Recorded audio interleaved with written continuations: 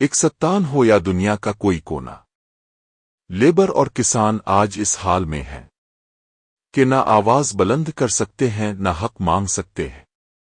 ذہنی غلامی کی زنجیروں نے انہیں اس قدر جکڑ رکھا ہے کہ وہ صرف ظلم سہنے کو زندگی سمجھ بیٹھے ہیں۔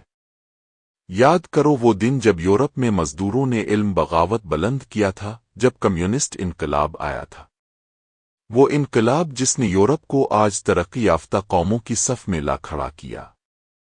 انصاف، مساوات اور حق، یہ وہاں کے مزدوروں نے لڑ کر حاصل کیے تھے۔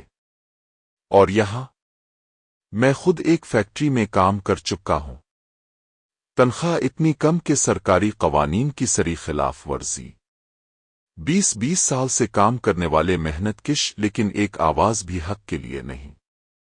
مالک کروڑوں کما رہے ہیں اور مزدور 18,000 میں زندہ رہنے کی جنگ لڑ رہے ہیں۔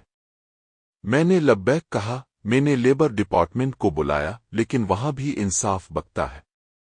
2 لاکھ روپے لے کر ادارے کے دروازے پر ہی رک گئے، اور اندر وہی خاموشی، وہی بے بسی۔ کسی مزدور نے احتجاج نہیں کیا، کیونکہ وہ ڈر چکے ہیں، وہ ٹوٹ چکے ہیں۔ لیکن کب تک؟ کیا وقت نہیں آ گیا کہ ہم ایک بار پھر انقلاب کا نعرہ بلند کریں؟ کیا وقت نہیں آ گیا کہ کمیونزم پھر سے ہمارے دروازے پر دستک دے، جہاں امیروں کی ناجائز جائیدادیں ملکی اثاثے بنے، جہاں مزدور صرف مزدور نہ رہے بلکہ مالک بنے؟ یہ آواز تمہاری ہے، میری ہے، ہم سب کی ہے۔